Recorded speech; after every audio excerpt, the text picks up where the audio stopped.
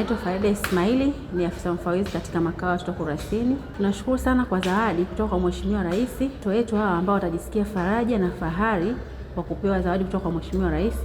Pia watoto hao watajisikia kama wako katika familia zao kama watu wengine ambao wanalelewa nyumbani katika majumbani kwao wanapofurahia siku ya Pasaka. Kwa tunamshukuru sana Mheshimiwa Rais kwa mkono wa Pasaka kwa watoto wetu wanaoishi katika makao ya watoto Kurasini. Pia vile vile nitoe wito au nitoe rai kwa wadau wengine kufika katika makao haya ili kuweza kushika mkono watoto wetu wanaoishi hapa ili waweze kufurahi kwa kuja kuwapa maneno ya faraja pamoja na zawadi ambazo watakuwa wameziandaa kwa watoto wetu.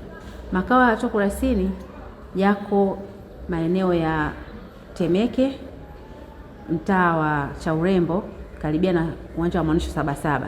Kwa hiyo tunawakaribisha wote, karibuni sana. Majina naitwa Captain Consolata Magesa, ndiye matroni wa shule ya watoto wenye mahitaji maalum.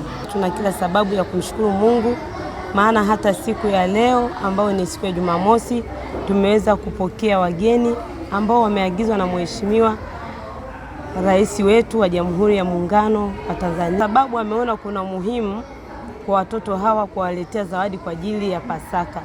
Hivyo ninapenda kuchukua nafasi hii kusema asante mama, kwa sababu umewaona watoto hawa, lakini pia umetuona hata sisi ambao tunafanya kazi kwa ajili ya watoto hawa.